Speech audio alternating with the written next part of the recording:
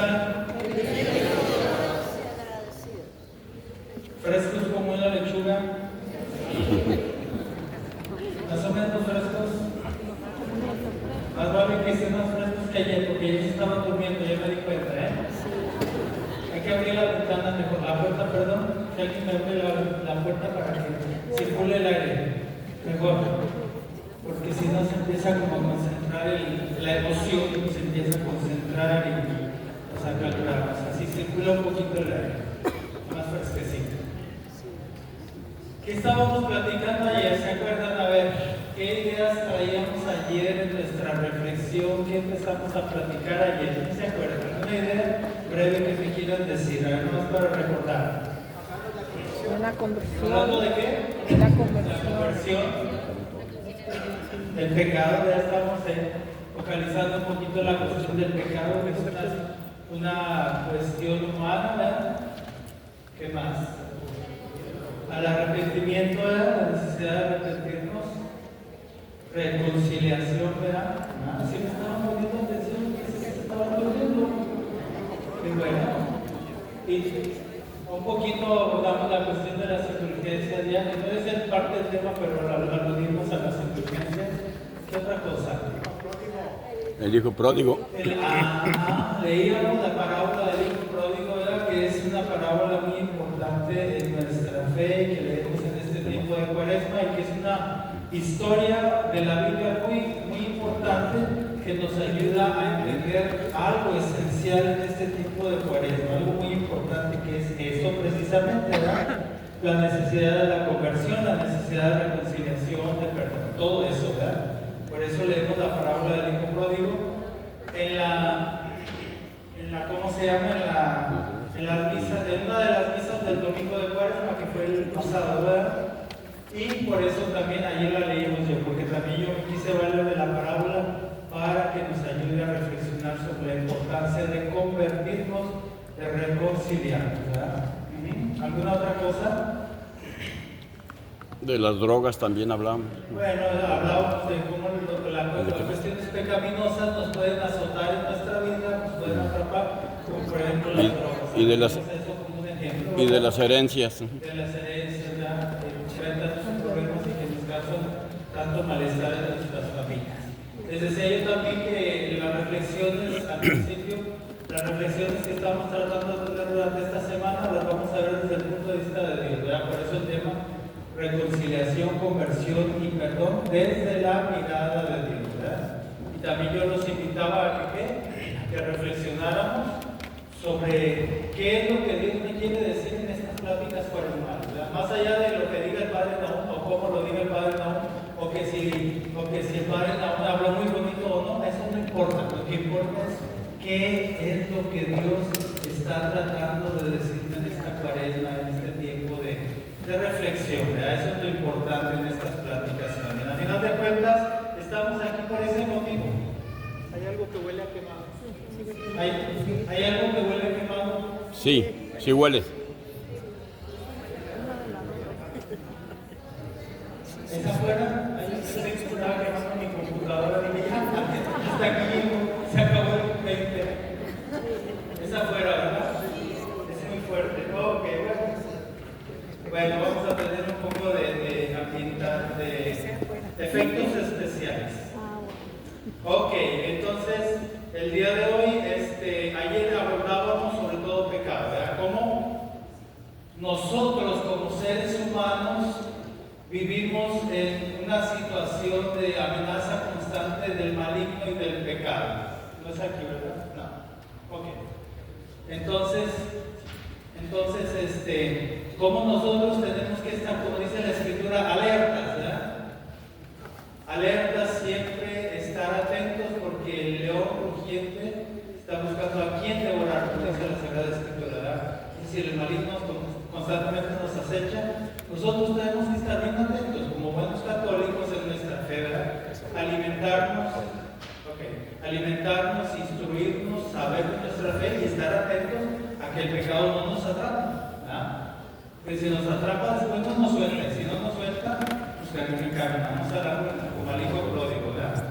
Ayer hablábamos de que a los dos hijos los asalta el pecado hijo pródigo se va, se separa, despilfarra, se va con malas mujeres, dice el Evangelio, y se encamina en el camino de su muerte. Muerte material y muerte espiritual. Se está muriendo de hambre. Y también muerte espiritual porque se separa de los valores que lo mantenían a él en su sentido de la vida, que es con su padre, la unidad familiar, la armonía, etc. Se olvida de eso. Pero también el otro, el hijo mayor, ¿verdad? Decíamos que el hijo renuente, como lo rebauticé yo, el hijo mayor, es eso, ¿verdad? Se muestra cerrado el perdón, no reconoce al hermano y quiere desconocer a su hermano, prefiere desconocer a su hermano que reconciliarse, aunque eso le arruina la vida a él mismo. Voy a hablar del perdón y voy a hablar un poquito de esto, cómo funciona la cuestión del perdón desde nuestra fe cristiana y por qué es tan importante perdonar, por qué lo de 70 veces 100. Bueno, hoy vamos a enfocar la mirada un poquito sobre la cuestión de la conversión. La cuestión de la conversión, ¿qué es toda esta cosa? ¿Por qué? Sobre todo desde la visión del hijo pródigo, ¿verdad? ¿Cómo opera la conversión? Les dejaba ayer unos puntos para reflexionar, ojalá hayan tenido la oportunidad de reflexionar, porque se trata de eso, ¿verdad? Decíamos, también hay que ejercitarnos un poquito espiritualmente hablando, pensando y reflexionando en qué es lo que en mi vida no está bien, qué debo cambiar, qué puedo mejorar. Y por eso aludíamos ayer si hay alguna situación de egoísmo, de falta de comunicación, de ofender, de dañar, de destruir la paz, de destruir la unidad. Era lo que yo les dejaba ayer para reflexionar un poquito. Pensar acerca de mi propia vida, de tu propia vida. ¿Hay algo ahí que te está amenazando en tu felicidad? Porque al final de cuentas lo que Dios quiere y el propósito de nuestra vida es eso: felicidad, salvación, ¿verdad? Lo que Dios quiere para todos nosotros. Bueno, hoy vamos a hablar de la conversión. Hablábamos ayer del pecado del hijo pródigo, pero el pecado del hijo pródigo no queda ahí. No solamente la actitud del hijo pródigo no solamente se queda estancada ahí en el pecado, sino que él tiene una gran virtud, el hijo menor. Y la gran virtud es que no se queda en su mediocridad y se da por perdido definitivamente. No se deja morir de hambre, aunque se está muriendo de hambre, no se deja. Reflexiona y piensa, voy a volver. ¿Verdad? El dolor que experimenta a causa de su pecado le hace reflexionar sobre su grave falta y reaccionar de manera positiva. Empieza a pensar, ¿verdad? Primero piensa, ¿verdad? Reflexiona. ¿Qué es lo que he hecho? Voy a volver a la casa de mi padre. Le voy a decir que pequé. Tengo que reconocer mi mal. Tengo que reconocer que erré mi camino. Le diré, Padre, he pecado. Cuando él empieza a reflexionar en ese momento y después va, regresa y le dice lo mismo que había pensado, ¿verdad? Lo repite 2 veces la parábola. Le diré, Padre, he pecado contra el cielo y contra ti, todo eso que dice. Esa es la parte de su conversión. Ahí está cuando está operando su conversión, desde que empieza a reflexionar, cuando se pone en camino y cuando llega y le dice al papá, pequé. Busca enmendar su vida volviendo a la casa de su padre, no ya como su hijo, sino como un trabajador. La señal de la conversión del hijo pródigo, del hijo menor, es esa. Él quiere regresar, pero ya no exigir ni pedir lo que debió haber sido de él, ser el hijo. Él dice, no, ya no merezco eso, quiero que me aceptes como un trabajador tuyo. La humildad es parte de la conversión, decíamos ayer. El hijo no está pidiendo lo que él es, está pidiendo lo que él merece por su pecado, ser tratado como un trabajador, al menos para volver a recuperar la confianza del Padre. ¿Ya? Busca enmendar su vida, se reconoce indigno, ¿verdad? En el umbral de la muerte, el hijo pródigo es capaz de revisar su vida, de enmendarla y de transformar.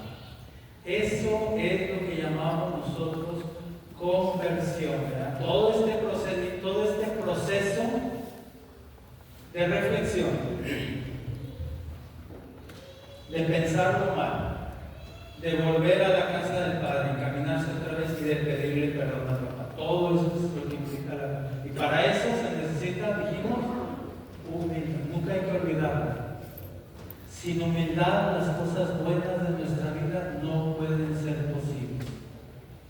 Y decíamos ayer que la humildad no es pisotear mi dignidad como hijo de Dios ni como ser humano. No es eso la humildad, esa es una falsa humildad. La humildad es reconocer que soy un ser humano con limitaciones y con virtudes y que puedo fallar, pero que tengo que cambiar, ¿verdad? Eso es reconocer mis fallas para poderlas enmendar y cambiar. Porque lo contrario de la humildad que dijimos que era el pecado capital de la soberbia.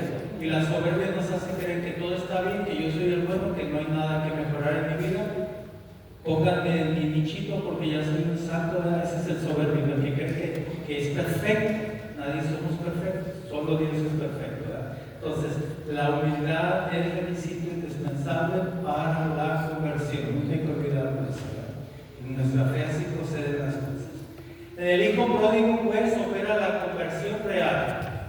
Pide ser recibido como un trabajador para recuperar la confianza del Padre. Hagan de cuenta cuando voy a aludir a un ejemplo, ¿no? Cuando hay una cuestión de infidelidad matrimonial, por ejemplo, lo primero que se rompe cuando se sabe, cuando la pareja sabe, es la confianza. La confianza se viene al suelo, ¿verdad? Entonces, cuando la confianza se rompe, se tiene que volver a recuperar y a veces cuesta mucho trabajo. Si ustedes saben de alguna cuestión de infidelidad o ha habido algo parecido en sus vidas, ustedes lo saben muy bien, ¿verdad? La confianza a veces hay quien no la puede recuperar, porque es muy difícil de recuperar, ¿verdad? En la cuestión del hijo pródigo, él trabaja en eso, en recuperar la confianza del padre, ¿verdad? Va y le dice, ¿verdad? Acéptame como un trabajador. Ya que rompió el vínculo de unión familiar con su progenitor, con su papá, necesita volverlo a unir. Rompió algo, necesita repararlo. Eso es lo que llamamos reconciliación. Es lo que decíamos ayer, ¿se acuerdan? ¿Qué quiere decir la palabra reconciliación? Volver a unir lo que he roto. Yo voy al sacramento de la reconciliación con el Padre para volver a unir mi relación que rompí con Dios a causa de mi pecado mortal. Es decir, que me provocó muerte espiritual por una decisión mala que hice, por algo que causó daño en mi vida. A eso se refiere entonces el pecado mortal, ¿verdad? A romper mi relación con Dios, con el hermano, o conmigo mismo, ¿verdad? Puede ser un atentado contra mí mismo que me lleve a cometer un pecado mortal, ¿verdad? Entonces el hijo vuelve a unir lo que rompió. La reconciliación opera en él con una actitud de humildad. La gran virtud del hijo pródigo es su valentía. Es un hombre valiente. Así como hizo un gran mal, también tiene la virtud de la valentía. A veces nosotros, quiero acentuar esta cuestión de que es valentía, una gran virtud que él tiene, porque a veces nosotros queremos pasar por alto algo que no puede ser justificado, un pecado grave en nuestra vida. Y pretendemos tapar el sol con un dedo diciendo, no, eso no tiene importancia, eso no vale la pena ni pensar, no, todo está bien en mi vida, no vale. No. El verdadero católico no es el que se da por perfecto, sino el que se da por frágil y el que trata de inventar las cosas, y para eso se necesita ser valiente, reconocer mis fallas. No es cosa que se da pedir de boca y no es cosa que se da fácil. Pero si somos honestos, si somos católicos de verdad, tenemos que ser suficientemente valientes como para decir algo está mal. Es como lo de los alcohólicos anónimos, el AA. ¿Qué es lo primero que ellos, la primera norma que ellos tienen? Reconocer que es alcohólico. De ahí parte todo, ¿verdad? Reconozco que hay algo mal en mi vida y que no puedo ya más con ello. Se llama alcoholismo, ¿verdad? Es la primera regla de AA, ¿verdad?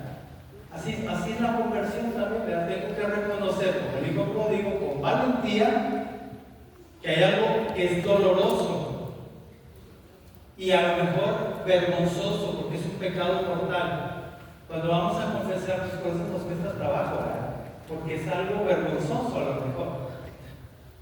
¿Verdad? ¿Cuántas veces no le hemos dicho al Padre, Padre, me da vergüenza, pero... Y yo les digo, suelta, como viene. Porque si más lo piensas, menos te vas a salir, ¿verdad? Eso es la vergüenza. Pero por eso digo, hay que ser bien valientes para poder reconocer aquella falla y decir, pensando que, por supuesto, detrás de todo y está sobre todo lo más importante, la misericordia de Dios que quiere perdonar, ¿verdad? El hijo pródigo lo hace, valiente, ¿verdad? Perdón. Reconoce su grave falta, se reconoce pecador, retoma el camino hacia el Padre, pide perdón, se reconcilia, enmienda su vida, todo eso es la conversión. Como cristianos, nosotros debemos de asumir esa actitud del hijo pródigo. Por eso les decía yo que la parábola es un espejo de mi vida, de lo que eres tú, de lo que soy yo en la vida. Perdón. Revisar y reconocer mis actitudes de muerte y de pecado. Necesitamos recapacitar con humildad sobre nuestras faltas y errores. ¿Cómo se te da a ti eso de reconocer tus fallas? Piénsale un poquito. No lo digamos en voz alta, pero tú crees que tú honestamente, sinceramente, sabes reconocer dónde están tus fallas, dónde está aquello que más te acecha en tu humanidad. ¿Eres capaz de darte cuenta, y de aceptarlo para poder cambiarlo? ¿O prefieres pasarlo por alto y decir, no, mejor no? Le doy la vuelta a la página y ahí me quedé calladito, ¿no? Ojo, problema que no se resuelve en la vida, problema que a la larga salta. Y muchas veces cuando salta peor. Duele. Cuando uno tiene engaño, Padre, está envuelto en eso y no reconoce. Exactamente, uno trata de taparse los ojos. Es la actitud farisea que juzga a Jesús tan duramente, la hipocresía de los fariseos que no quieren darse cuenta de su propia falla. Pero eso a final de cuentas nos puede pasar a todos como seres humanos, ¿verdad? Entonces, otra vez, no hay que tenerle miedo. Es cierto que nosotros como seres humanos tenemos miedo. El miedo es una situación humana que está allí, que nos puede acechar en todo momento. Pero tenemos que superar el miedo. Acuérdense de la tempestad calmada. El pasaje del Evangelio de Jesús cuando están los discípulos en la barca y empieza la tempestad en el mar, ¿verdad? Y que se les aparece Jesús y dicen, es un fantasma, y les dice, ¿por qué tienen miedo? O cuando va dormido él también, ¿verdad? En el barco, ¿por qué tenían miedo? Hombres de poca fe, ¿verdad? ¿Qué quiere decir eso? Que sí, el miedo puede ser algo que está allí. Nos acecha el miedo por muchas cosas, por nuestras propias faltas, por nuestro propio pecado. Podemos tener miedo de ello, podemos tener vergüenza, pero no debemos de quedarnos ahí. La fe nos mueve a mover más allá del miedo, más allá de la vergüenza, para mejorar siempre, para fortalecernos en Dios. Ese es el sentido de estos pasajes del Evangelio, ¿verdad? La conversión requiere eso también. Requiere que seamos valientes para enfrentar nuestros miedos, nuestras vergüenzas y avanzar adelante. Ayer yo les decía, ¿verdad? El camino de la santidad es un camino que va como si fuera una escalerita hacia arriba. Y subir la escalera a veces cuesta trabajo, sobre todo los que estamos chonchitos, ¿verdad? Nos cuesta trabajo, ¿sí o no? De bajadita como quiera, está rodando, pero de subidita, ese es el camino de la santidad, ¿verdad? Cuesta trabajo, eso significa hay que reconocer nuestros miedos, conocer nuestros errores, subir un escaloncito, una mala vez, ¿verdad? Poco a poquito ir mejorando, perfeccionándonos en el camino de la santidad, ¿verdad? Bueno, ese es el hijo pródigo, el que recapacita y cambia. La conversión es un proceso de reflexión sobre mí mismo, de transformación, y es necesario hacer un discernimiento personal constante a la luz de los valores evangélicos. Es decir, nosotros tenemos que confrontar constantemente nuestra vida a la luz de la palabra de Dios. Por eso es por lo que nosotros vamos a misa y leemos el Evangelio y leemos la Biblia, porque ahí encontramos el reflejo de lo que nuestra vida puede ser. Ahí encontramos las cosas en las que podemos fallar. Todos los personajes de la Biblia que nos hablan, que reflejan pecado, por ejemplo, escribas y fariseos, por ponerlo otra vez, ¿verdad? Pues ellos reflejan parte de nuestra humanidad. O la mujer adúltera, ¿no? Ella refleja parte de nuestra humanidad pecadora, pero frágil y arrepentida. O Zaqueo, por ejemplo, otro pecador reconciliado, ¿verdad? Entonces, las historias del Evangelio nos dicen eso. nos dicen que nosotros tenemos que estar siempre confrontados con la palabra de Dios para ver qué sí y qué no en la vida.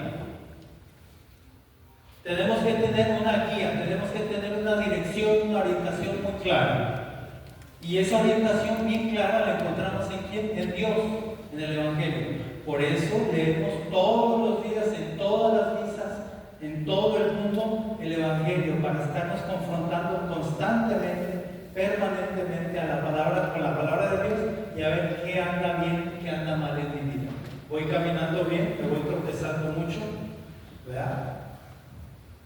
Recordemos, la liturgia eucarística tiene dos grandes partes, hacia grandes rasgos: la liturgia de la palabra y la liturgia de la Eucaristía, ¿verdad? En la liturgia de la palabra leemos la palabra de Dios para vernos, ¿verdad? Para que Dios nos inspire a través de su palabra. Y en la liturgia eucarística nos alimentamos de ella. Entonces, ahí está, ¿verdad? Es una necesidad permanente, constante, confrontarnos con la palabra de Dios. O leer la Biblia también, ¿verdad? Leer la Biblia. Es bueno tener la Biblia en nuestra casa, no solamente para ponerla ahí en el altarcito de adorno y que no esté llenita de polvo, no solamente para eso, sino para leerla también, ¿verdad? Hay que leer la Biblia, especialmente los evangelios, ¿verdad? Que es el centro de nuestra fe. Es Jesús ahí en los evangelios, ¿verdad? El centro de nuestra fe. Ahí está una imagencita del evangelio que leíamos este domingo pasado en la misa, ¿verdad? Que es el de la mujer adúltera pidiendo perdón, reconciliada, ¿verdad? Vete, mujer, no vuelvas a pecar, nadie te condena, yo tampoco. Vete. ¿Qué quiere decir ese vete de Jesús? Sé feliz. Vive una vida, pero una vida digna, no una vida cualquiera, no una vida que te aplastes tú misma en tu dignidad, no vale la pena, ¿verdad? El relato de la mujer adúltera es eso, ¿verdad? Es un reflejo de nuestra vida en el sentido de eso, ¿verdad? Que a veces nosotros mismos nos aplastamos en nuestra dignidad. Y a veces no nos damos cuenta o no nos queremos dar cuenta, tenemos que salir de allí, ¿verdad? La mujer adúltera, perdonada y reconciliada, es eso, ¿verdad? Ve a ser feliz, no vuelvas a pecar. El otro hijo, el mayor, a pesar de tener la gran virtud de la fidelidad, de la lealtad al padre, no es capaz de perdonar, y ese es su grave pecado, decíamos ayer, ¿verdad? Prefiere avivar sentimientos destructivos de rencor, odio, resentimiento. Aquí voy a hacer una pequeña pausa porque yo quiero que reflexionemos sobre esto. Esto, rencor, odio y resentimiento, son sentimientos negativos que te matan, pero son sentimientos negativos que lamentablemente están muy presentes en nosotros los seres humanos. Yo estoy casi seguro de que todos nosotros los aquí presentes puede haber un eco al respecto de esto. De que no hemos podido perdonar, de que tenemos un resentimiento con aquella persona, de que todavía no me cuesta mucho trabajo, de que tengo rencor por alguna otra razón, porque me ofendió por lo que sea. Esto es algo que está allí, amenazándonos constantemente y arruinando nuestra felicidad. Eso rompe nuestra paz y arruina nuestra propia vida. Yo te invito a pensar en este momento qué es ese sentimiento negativo que a lo mejor te está molestando como una piedrita en el zapato. ¿Hay algo en tu vida que esté allí contra alguien y que tú necesites liberar de ti? ¿Quieres quedarte ahí como el hijo mayor, así con ese rencor, con ese odio contra el hermano menor? ¿O te gustaría salir de ahí? ¿Qué haces para salir de ahí? ¿Verdad? La testarudez farisaica del hijo mayor le hace perder todo mérito. Su lealtad se vuelve nada frente a su gran pecado, que es no perdonar a su hermano. Se olvida de la caridad fraterna. El hermano mayor lo atrapó algo que nos atrapa también mucho a nosotros, el egoísmo. Él piensa que es el mejor, que es el bueno, que es el que debe estar ahí en el nichito de los santos. Eso piensa el hijo mayor. No, por eso le dice al papá lo que le dice, por eso le dice: siempre ha estado aquí conmigo siquiera me has dado un animalito para comérmelo con mis amigos, porque piensan que él es bueno, porque piensan que él es el santito.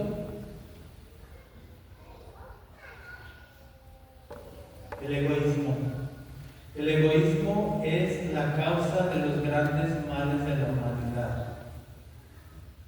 Si tú te dejas atrapar por el egoísmo y piensas que eres el último y el único que vive en este planeta, nunca vas a poder ser feliz. Esa es la cuestión. Si te dejas guiar en tu vida por el egoísmo, nunca le vas a dar al clavo, nunca vas a encontrar felicidad porque no eres el único. Egoísmo quiere decir eso, yo y nada más que yo. Una persona narcisista, por ejemplo, es una persona egoísta, ¿verdad? Centra toda la vida en ella misma y piensa que de ella depende hasta la salvación, casi, ¿no? Así, a ese grado puede llegar al mundo, ¿no? Bueno, estoy exagerando. Egoísmo igual a perdición, es lo que le pasa al hijo mayor de la parábola, ¿verdad? ¿Qué es lo que pasa? ¿Cómo se resuelve la cuestión del hijo mayor? Decíamos ayer, no se resuelve, la parábola ya no dice qué pasa. Ese silencio que guarda la parábola al final quiere decir que el hijo mayor no fue capaz de convertirse y que ya mejor ni hablar de él, ¿verdad? Porque se encaminó en su propia infelicidad o en su propia perdición. El silencio se refiere a su perdición, no quiere perdonar. Cuidado, que no nos pase a nosotros eso, que el egoísmo y la soberbia no nos incapacite para ser caritativos y fraternos. Que el egoísmo y la soberbia no nos quite la paz en nuestra vida, que la soberbia no atente contra nuestra salvación. A menudo preferimos alimentar sentimientos negativos como estos de odio, rencor, amargura, deseo de venganza que nos arruinan la vida antes que perdonar y reconciliarnos. Hay un libro de un psicólogo americano que se llama, el libro se llama Emociones que Matan. Ese libro lo escribí hace algunos años, pero es un libro muy acertado en el que él habla de eso, ¿verdad? De eso. Por eso lo digo, ¿verdad? Porque habla de todas estas emociones negativas que vamos guardando en nuestro corazón, todos estos sentimientos negativos, odio, coraje, rencor, etcétera, etcétera, pongan todos los que estén pensando. Y que nos matan. Emocionalmente hablando, espiritualmente hablando, o incluso crean enfermedades físicamente hablando en tu cuerpo. Ustedes han oído hablar de eso, ¿no? Hay estudios que prueban que algunas enfermedades se llegan a causar incluso por eso, por sentimientos negativos que uno va alimentando a lo largo de la vida por muchos años y que se vuelven cosas físicas en tu cuerpo. Yo no sé si estoy bien, pero creo que algunos cánceres también se originan a partir de eso, de cuestiones negativas que uno va haciendo, sentimientos negativos que uno va acumulando. No te arruines tu vida, ¿verdad? Por eso es por lo que siempre el Evangelio y Jesús habla de eso, ¿verdad? Del perdonar, ¿verdad? El perdonar va contra el odio, contra el rencor, contra todo eso que te hace daño, al final de cuentas te hace daño. Necesitamos pues convertirnos, reconciliarnos. En el Evangelio hay dos tipos de personas ante las cuales Jesús reacciona de maneras muy distintas. Jesús no siempre, ustedes lo vemos en los evangelios, Jesús no siempre fue compasivo y condescendiente con las personas, con todas las personas, digo. Es cierto, perdona a la mujer adúltera, va y se pone a comer con Saqueo, va y cura a los enfermos, era compasivo. Él hace presente a Dios y con la compasión, la misericordia, la sanación, etc. Pero no con todos actuó así. Acuérdense los relatos en donde a los fariseos y los escribas les habla muy fuerte. Entonces Jesús actúa dependiendo del salto de la pedrada. Para ponerlo así en una imagen clara. Así decimos, ¿no? ¿Qué quiere decir eso?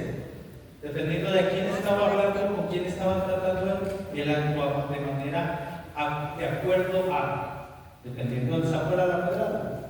Si era la mujer adúltera que estaba ahí arrepentida, la perdona. Si era Saqueo que necesita reconciliarse y que Zaqueo da pruebas de reconciliación, dar a los pobres sus bienes y regresar lo que ha robado, lo reconcilia. Entonces, ante los pecadores arrepentidos, Zaqueo, la adúltera, etc., Jesús se muestra indulgente y compasivo. Los perdona, los reconcilia, igual que el papá al hijo pródigo. ¿Verdad? ¿Cuál es la lección que aprendemos de ahí para nosotros? Dios comprende nuestra debilidad, somos seres humanos, ya lo habíamos dicho. Muchas veces lo hemos estado repitiendo, ¿verdad? Dios comprende nuestra debilidad humana y está dispuesto a perdonarnos, es misericordioso. Cuantas veces reconozcamos, mañana vamos a hablar de esto, de la condición del perdón, cuantas veces seamos capaces de reconocer nuestras faltas y sepamos pedir perdón, ¿verdad? Pero, ante los otros, ante la testarudez espiritual, ante los cerrados de corazón, Jesús se muestra rígido e inflexible. Estoy hablando pues de los escribas y fariseos. Recordemos ese largo pasaje del Evangelio de Mateo, capítulo 23, en donde Jesús se dirige contra ellos bien duramente y los enjuicia, ¿verdad? Hipócritas, ¿verdad? Hacen fardos pesados y ustedes ni siquiera los tocan, se creen que todo el mundo los tiene que alabar porque son los que dicen conocer de Dios pero no viven en la carne, etcétera, etcétera. Hipócritas, ¿verdad? Por esto y por esto. Y varias veces les llaman hipócritas, ¿sí o no? ¿Qué quiere decir eso? Quiere decir que Jesús, ante los que no podían entender cuál era el verdadero sentido de su fe, de creer en Dios, les habla fuerte. Por eso decía del libro del Santo a la pedrada. Testarudos espiritualmente, que no quieren abrir su corazón. Y luego también el otro pasaje de las ciudades impenitentes, Betsaida, Corosaín, Cafarnaúm, cuando les dice, ay de ti, Betsaida, ay de ti, Corazón, si se hubieran hecho en ustedes los milagros que se hicieron, ustedes han visto los signos de Dios y no se han arrepentido, duros de corazón, como le dice como le dice Dios a Moisés en el Antiguo Testamento. Ese pueblo tuyo se ha corrompido, es un pueblo duro de corazón, no entiende, no quiere entender el pueblo de Israel, le dice Dios a Moisés, ¿verdad? En el libro del Éxodo. Lo mismo aquí Jesús a las ciudades impenitentes, ¿verdad? No quieren convertirse aún cuando han visto la presencia de Dios por los signos que han visto. Entonces, cuando Jesús se enjuicia tan duramente a los escribas y fariseos y a las ciudades impenitentes, en el Evangelio de Mateo está todo esto, ¿verdad? Capítulos 23 y capítulo 11 respectivamente. La lección que aprendemos ahí es que Dios condena la obstinación en el pecado, la terquedad humana de querer vivir mal. Es decir, a veces no queremos cambiar. A veces nos damos por bien servidos viviendo como unos pecadores. Eso es lo que quiere decir la testarudez espiritual. Los escribas y fariseos se daban por bien servidos porque pensaban que eran buenos. Ya casi pedían su trono ahí en el templo de Jerusalén, ¿verdad? Su nichito de santos. Ellos creían que eran buenos. Jesús no los justifica. Dos lecciones bien fuertes. Pecadores arrepentidos son justificados, pero mostrarle el signo de su arrepentimiento. Pecadores testarudos no son justificados, porque ellos cierran la posibilidad de perdón a Dios, no porque Dios no quiera perdonarlos, ojo, no es Dios, es que ellos han construido una barrera tan grande que no puede romperla Dios. La libertad humana está de por medio, Dios no rompe la libertad que nos ha dado. Y nosotros podemos elegir para bien o para mal. Dios insiste, pero no impone. Jesús insiste y les habla muy fuerte. La insistencia de Dios es esa, cuando Jesús les habla fuerte. Pero si ellos no quieren cambiar, como el hijo mayor de la parábola, nada pasa. Es lo mismo que pasa, ¿verdad? En la parábola encontramos al pecador arrepentido, ¿verdad? Al que sí es justificado, el hijo menor. Y encontramos también al pecador testarudo, al que no quiere cambiar, al hijo mayor, ¿verdad? Las dos situaciones están ahí en la parábola, ¿verdad? Como en otros relatos del Evangelio. Ese es algo que está presente en el Evangelio, ¿verdad? ¿Dónde andas tú? ¿Cómo eres tú? ¿Te muestras necesitado de la misericordia y del perdón de Dios? ¿O crees que ya estás hecho y derecho espiritualmente hablando y moralmente hablando? Acuérdense, los hijos de la parábola y los personajes del Evangelio somos nosotros. Podemos repetir las mismas acciones, ¿verdad? Y por eso lo leemos, por eso estamos reflexionando acerca de estas dos actitudes del Evangelio. ¿Cómo me hablaría a mí Jesús? ¿Como un pecador arrepentido? ¿O como un testarudo espiritual? Buena pregunta, ¿no? Ya llevo parte de la tarea. ¿Okay? Para reflexionar, vamos a reflexionar sobre esto. Hoy les propongo reflexionar un poquito de esto. Ayer les puse una imagen muy interesante que me encontré por ahí de una persona con un angelito y un diablito a cada uno de los lados, ¿no? Es decir, cómo a veces vivimos en ese dilema. La vida es eso, como un dilema en el que tenemos todas las cosas buenas que podemos hacer, que aprendemos de nuestra fe, o de las personas que nos dan buenos consejos, de las personas que quieren nuestro bien, ¿verdad? De los verdaderos amigos que nos pueden aconsejar, ¿verdad? Y por otro lado tenemos lo mal del mundo que nos arrastra, nuestro propio pecado que a veces nos lleva a eso, al mal, a nuestra ruina, ¿verdad? ¿Hacia dónde me tiro más yo? ¿Por quién debo guiar más? ¿Por el espíritu con alitas o por el espíritu con cuernos? ¿Es el diablito o es el angelito? ¿Cuál es el que pesa más en mi vida? ¿Qué hay en cuál es tu actitud más presente en tu vida? ¿Te domina la obstinación por el pecado, por la ruina, por el sufrimiento, por el dolor, por el causarte dolor a ti mismo y por el causar dolor a los demás? ¿O prevalece en tu vida el deseo de unidad, de paz con Dios y con el prójimo? ¿Qué es lo que hay más en tu vida? Es una buena pregunta para reflexionar, ¿verdad? Porque si queremos hacerlo honestamente, podríamos decir una respuesta fácil. Aquello. No, pues yo soy fácil, ¿verdad? Porque yo sí me arrepiento. Ya. Revisa tu vida a fondo y verás que a lo mejor no es tan fácil la respuesta, ¿verdad? A veces nos cuesta trabajo. El punto al que yo quiero llegar es que nos cuesta trabajo como seres humanos reconocer las verdaderas fallas y los verdaderos pecados que están en nuestra vida. En la confesión los padres frecuentemente nos encontramos con situaciones como padre, pues yo vengo a confesarme, pero en realidad yo no tengo pecados. Ya desde que llegó una persona con eso, ya yo ya no le creo. La verdad, soy honesto, yo no le creo. ¿Verdad? Porque no, somos seres humanos, ¿verdad? Venía mortal, vamos a hablar del sacramento de la reconciliación y de los pecados mortales ceremoniales el jueves, pero venía mortal, pero al final de cuentas todos de alguna manera tenemos fallas, somos seres humanos. Decíamos ayer, somos perfectibles, no perfectos. Perfectos solo son los santos, los que están ya con Dios, como Dios es perfecto, ¿verdad? Pero nosotros somos perfectibles. Entonces, ¿qué es lo que a mí a veces me cuesta trabajo reconocer? Ese es el punto. ¿Por qué me cuesta trabajo reconocer? La soberbia a lo mejor me atrapa, probablemente. Y me hace creer, me engaña la soberbia haciéndome creer de que estoy bien, probablemente. Necesitamos quitarnos el velo de los ojos, ¿verdad? Entonces, ¿te domina más la obstinación por el pecado y la ruina? ¿O prevalece de veras en tu vida el deseo de unidad y de paz con Dios y con el prójimo? ¿Como el hijo pródigo? ¿O como el hijo arrepentido?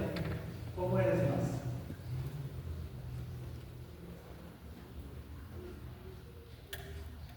Preguntas para reflexión personal, un poquito como ayer, ¿no? ¿Cuáles son los vicios o flaquezas que suelen acecharme más frecuentemente en mi vida? Piensa en esos pecados que más te acechan. Cuando vas al confesionario, ¿qué es lo que más repites al Padre? A veces decimos, ya vamos al confesionario y decimos, Padre, por lo mismo.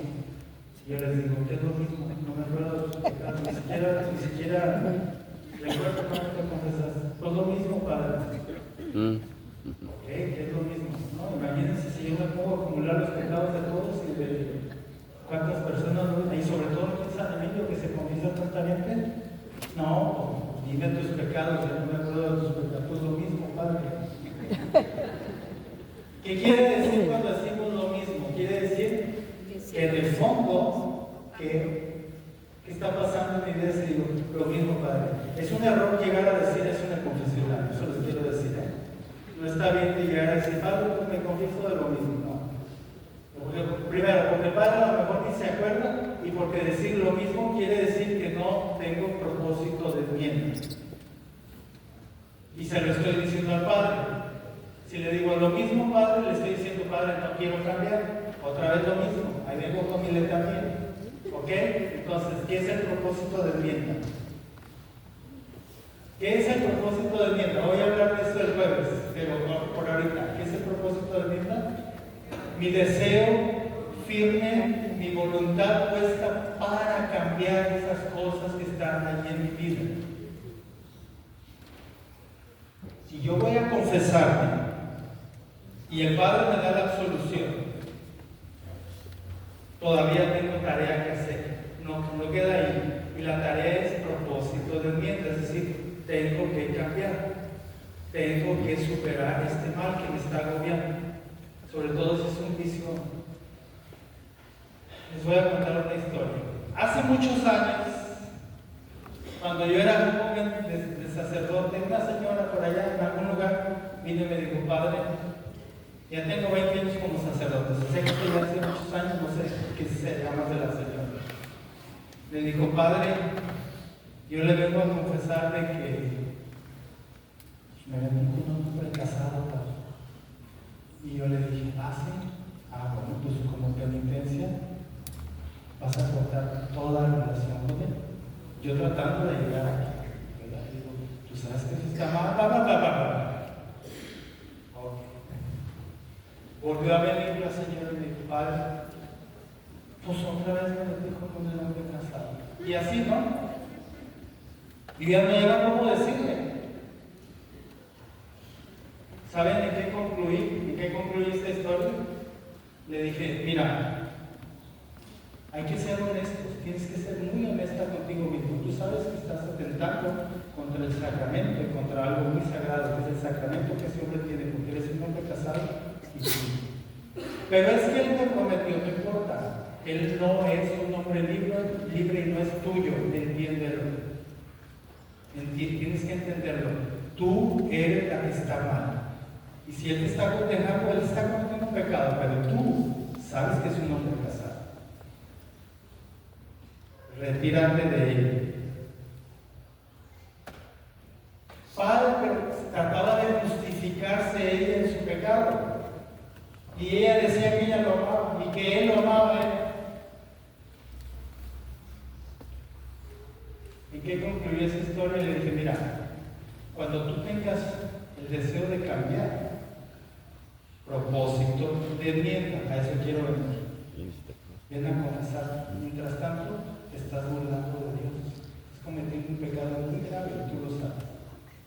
Y aquí no es un lavadero. Aquí es el sacramento de la reconciliación con Dios.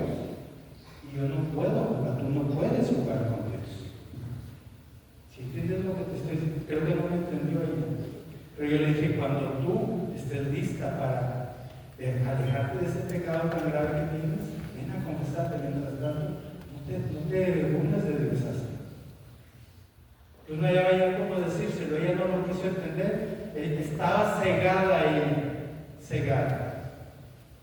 Todo esto para decirles, el propósito de enmienda tiene que estar ahí. Si no quiero cambiar y me cierro a la posibilidad de cambiar ese pecado grave que tengo en mi vida, no utilices a Dios como una excusa, porque Dios no es excusa, Dios te invita a que cambies. No hagas un Dios a tu manera, eso es grave. No pienses que estás bien con Dios cuando estás cometiendo un pecado, que tú sabes que es pecado mortal. En otras palabras, ay, ya me emocioné demasiado. La mujer fuerte, perdón. A propósito del propósito de vida, ¿ok? ¿Cómo es mi trato cotidiano con las personas con quienes yo convivo? Tengo mi familia, tengo mi trabajo probablemente, tengo la escuela, los más jovencitos, tengo mi comunidad, mi vecindario, tengo la iglesia también a donde vengo. ¿Cómo es mi trato cotidiano con ellos? Trato de tener un trato cordial, un trato amable, un trato constructivo, ¿verdad? O me la llevo con envidias, con rencores, con críticas, con difamaciones, etc. ¿Cómo es mi trato cotidiano con todas las personas con las que yo convivo a diario? ¿De qué necesito convertirme? La pregunta del $1.000.000. ¿Qué necesito cambiar en mi vida? ¿Qué requiere ser transformado en mi vida? A lo mejor con urgencia. ¿Qué requiero cambiar? Porque eso me está quitando la paz, me está arruinando mi vida. ¿Qué? Piensa qué necesitas en tu vida cambiar. Ser humilde. Bien. Y que no sea una confesión pública. Pensemos, es una meditacióncita sobre nosotros mismos. Os invito a que la hagamos en particular. Algo en particular que tú, como persona, piensa en ti mismo.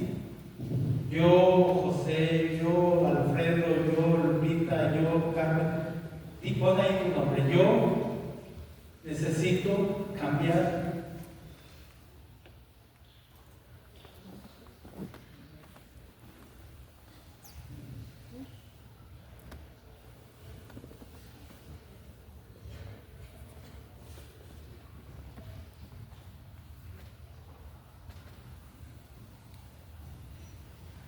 Otra pregunta del $1.000.000. ¿A quién necesito pedirle perdón en mi vida? ¿O a quiénes? Probablemente son varias personas con las que no estoy bien, con las que me he peleado, con las que siento que... ¿A quién necesito pedirle perdón o a quién necesito perdonar? Las dos cosas en mi vida. Yo, fulanito, susanita, necesito pedirle perdón, necesito perdonar a... por esto y por esto y por esto.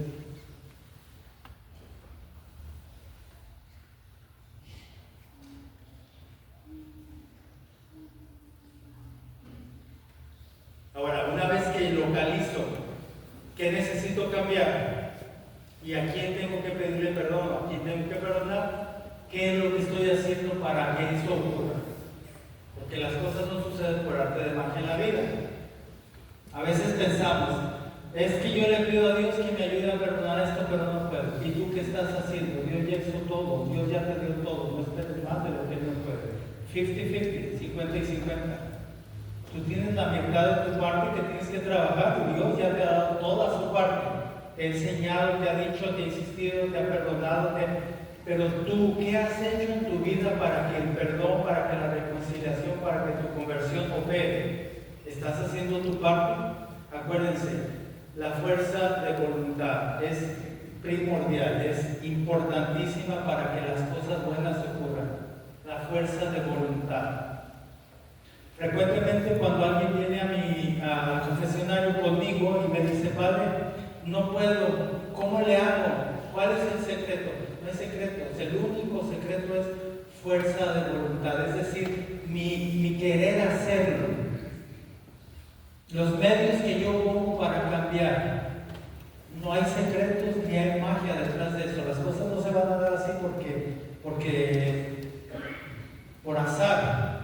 Se van a dar porque yo pongo los medios, hago lo que tengo que hacer, ¿verdad? Es que yo me quiero reconciliar con mi hermano, pero no sé cómo hacerlo. Pues háblale por teléfono, dile, oye, ¿cuándo podemos platicar? Empieza por ahí, ¿verdad? Oye, vamos a tomarnos un café. Empieza por romper el hielo, ¿verdad? Y de ahí que salgan las palabras que el Espíritu de Dios te dé, ¿verdad? Pero no venga a pelear otra vez con él, porque si no, pues no vas a ganar nada. Para irte a reconciliar, pensar en eso, que voy a ir con el deseo de reconciliar. ¿Qué medios dispongo yo para hacer que dicha conversión proceda de mi vida? Finalmente, para concluir hoy, voy a proponerles estas ideas así generales de lo que hemos platicado ayer y hoy, al respecto de la parábola del hijo pródigo, al respecto de la conversión, al respecto de la reconciliación, y mañana voy a hablar un poquito más enfocado sobre el perdón y cómo opera el perdón cristiano de acuerdo a la Sagrada Escritura también. ¿Ok? Entonces, en el lado izquierdo, ustedes van a encontrar hacia allá, en lo que se puede ver un poquito en las pantallas de allá mejor, las cosas positivas que en mi vida debo yo cultivar, ¿verdad? Y en el lado derecho, con letras rojas, lo que debo evitar, ¿no? Como conclusión de estos 2 primeros días de esta primera parte.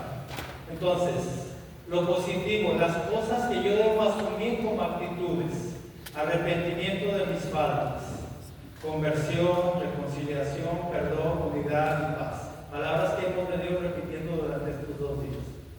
¿Qué debo evitar al respecto? Evitar sentimientos que destruyan, evitar sentimientos que destruyan la armonía, emociones que matan a mí mismo y que crean enfermedades, ¿verdad?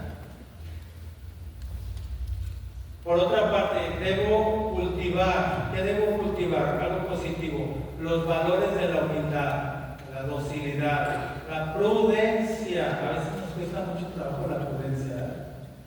A veces no le tanteamos el agua a los camotes y cometemos imprudencias contra los demás, ¿verdad? Necesitamos aplicar un poquito el sentido común. Entonces, cultivar valores de humildad, docilidad, prudencia, sentido común, paciencia, respeto, misericordia, compasión, lo que le faltaba al hijo mayor de la parábola, caridad fraterna, lo que le falló totalmente al hijo mayor de la parábola. ¿Qué debo superar? ¿Qué debo avanzar más allá? Resentimientos de rencor, de ira, de envidia, de odio, de amargura, de hostilidad, agresividad, ¿verdad? Muchas veces puede tratarse de cuestiones tan fuertes en la vida familiar, en la vida matrimonial, que puede llegar a eso, la hostilidad, agresividad física, ¿verdad? Toda otra actitud de muerte que arruine tu vida y la de los otros. Eso es lo que nos llama a reflexionar, a vivir, a cultivar y a evitar la parábola del hijo pródigo, y a eso queremos venir con todo esto, ¿verdad?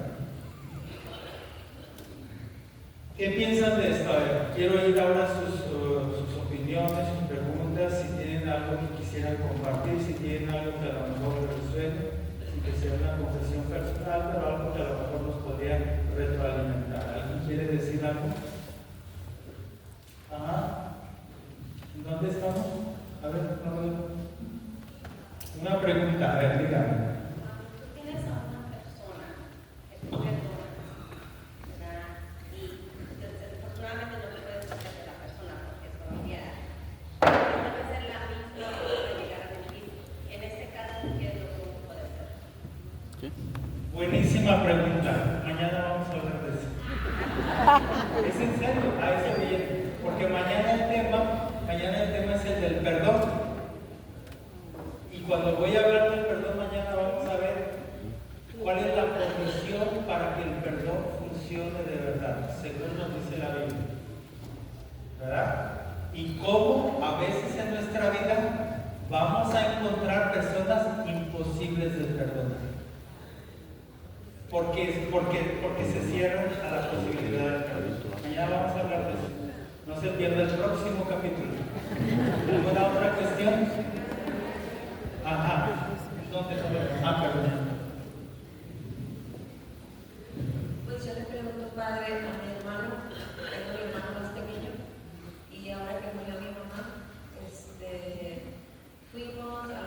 estuvo con nosotros, pero al cumplir el año, ya no quiso ir ya con nosotros, le dijimos, vamos a tener la misa de mi madre, vas a ir, no fue. Le hablamos por teléfono, no fue.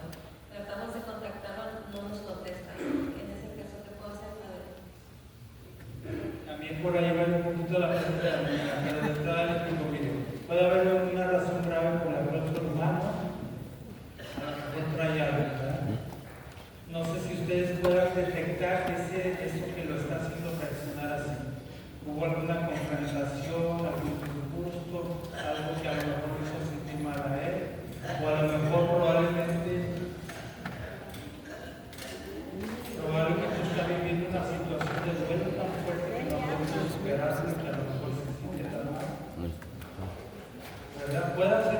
Marita. ¿verdad?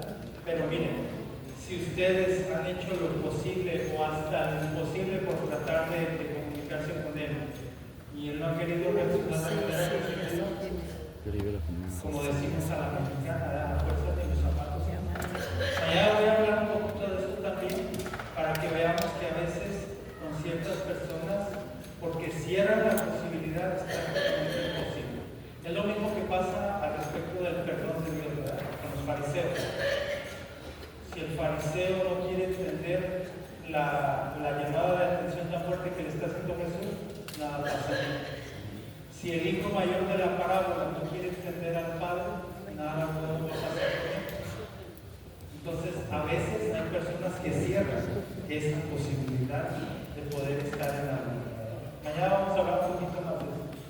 Pero si ustedes ya han hecho lo que debieron hacer y hasta lo imposible, siéntanse bien delante de Dios. Eso es lo que les digo de antemano. ¿Alguna otra cuestión, alguien que quiera decir algo?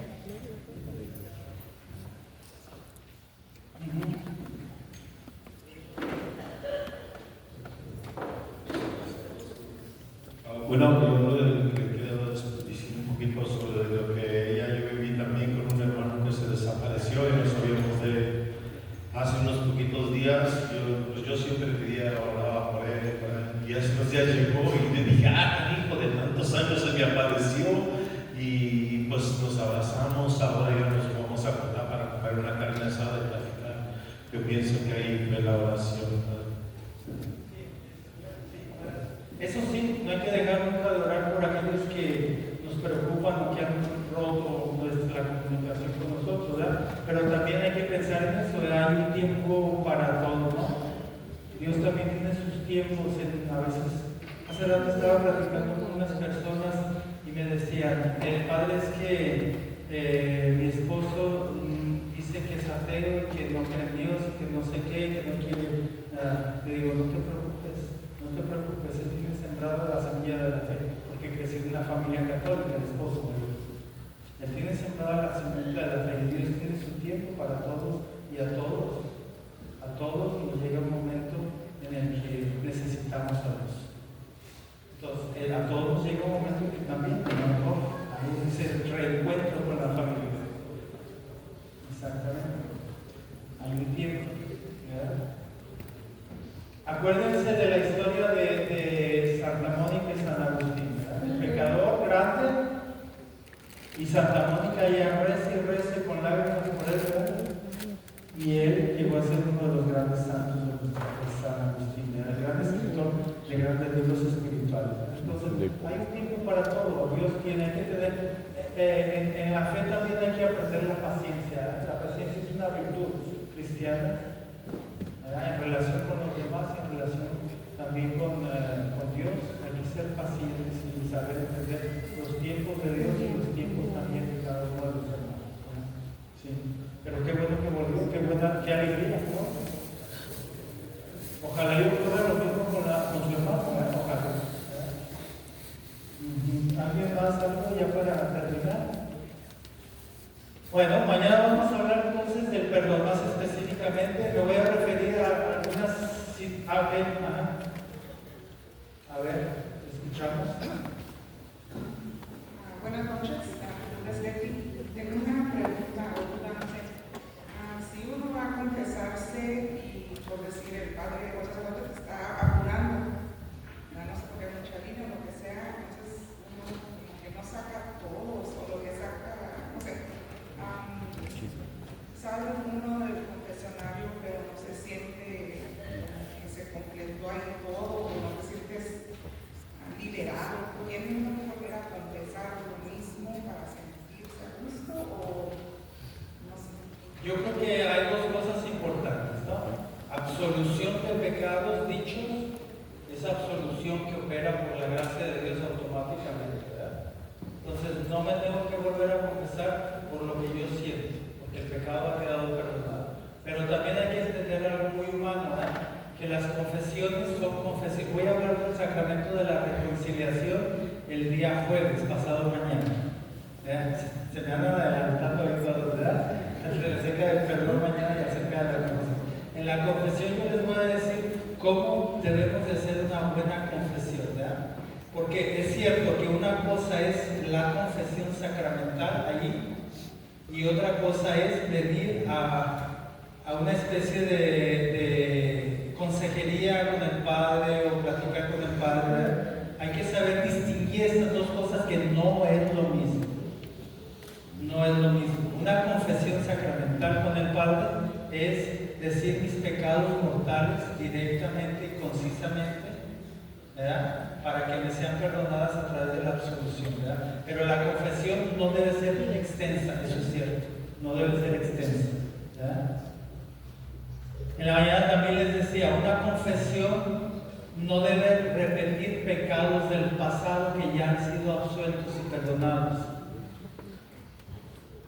Es cierto que hay quienes han promovido una cosa que suelen llamar una confesión de vida. Eso no existe en la Iglesia Católica. Perdónenme que se los diga. Porque pecado absuelto en una confesión anterior es un pecado que ha sido perdonado. Y probablemente estemos incurriendo en una falta que podríamos decir desconfiar de la misericordia del perdón de Dios, porque estoy repitiendo lo que ya me había sido absuelto, ¿verdad? Por ejemplo. O también, probablemente en una situación yo tenga algún conflicto y necesite la orientación del Padre, pero entonces hay que pedir hablar con el Padre en otro momento, ¿verdad? Ahora, no necesitan ustedes explayarse. En una confesión yo no digo detalles de mis pecados. Vamos a hablar más de eso el jueves, ¿verdad? No hay que decir detalles de los pecados. Que ocurrió así, Yo les digo, frecuentemente yo sí les digo, no me digan historias cuando vienen a confesarse, porque no se trata de decir historias. Para eso está cuando platicas con el Padre, cuando pides una cita con Él, etc.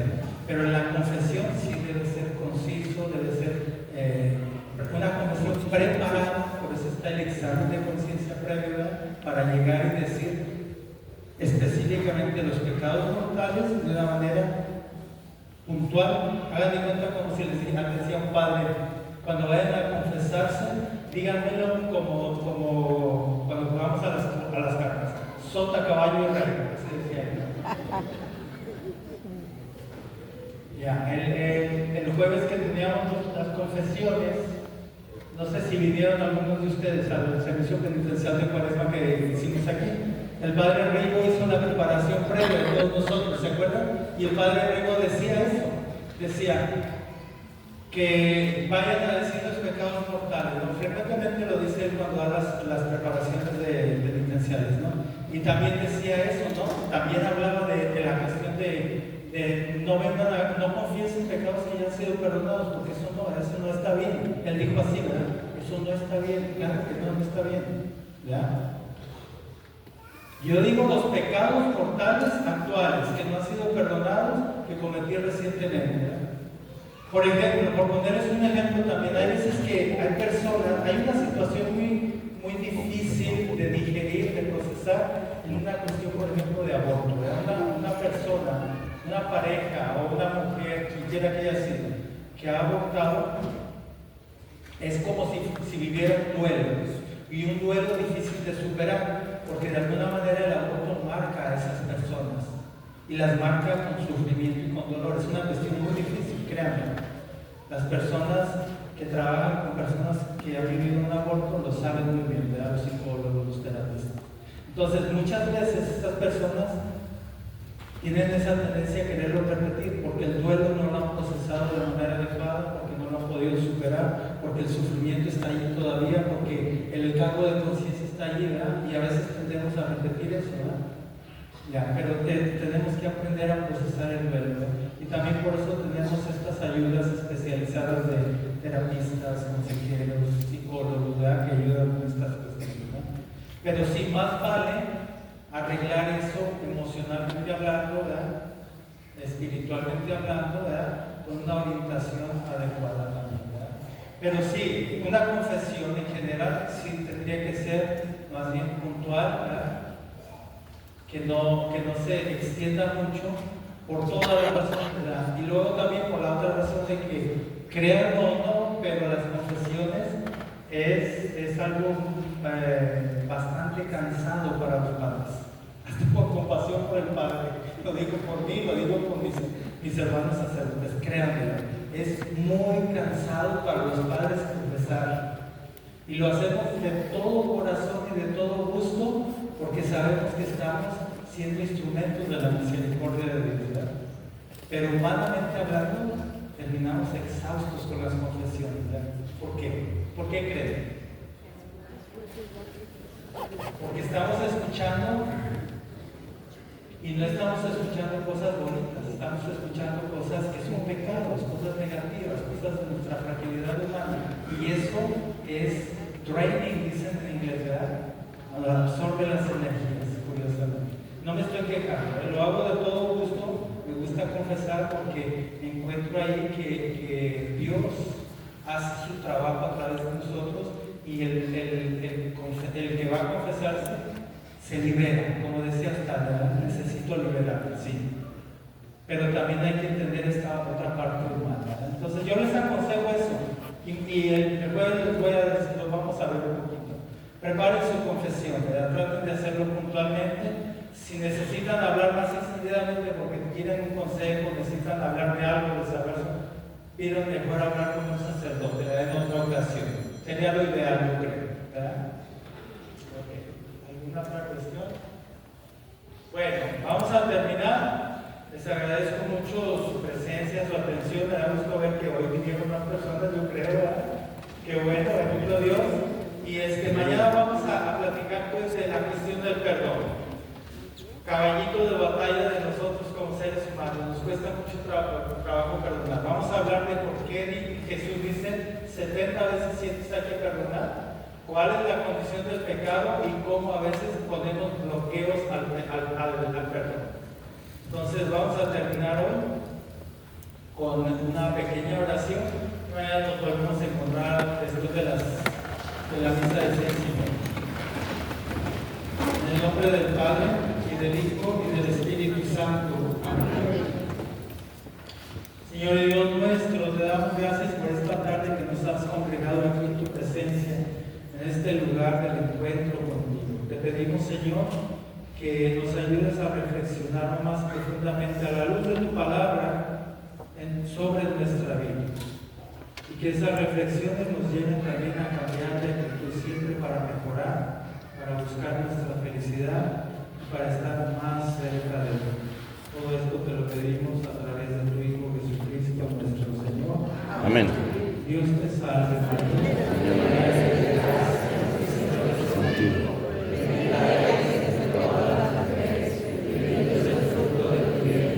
Santo María.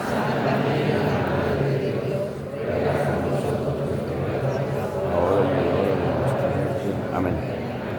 Gloria al Padre, y al Hijo, y al Espíritu Santo. Amén. El Señor esté con todos. Y con tu espíritu. La bendición de Dios Todopoderoso, Padre, Hijo y Espíritu Santo, descienda sobre ustedes y sobre sus familias y permanezca para siempre. Amén. Buenas noches, nos vemos mañana. Dios los acompañe.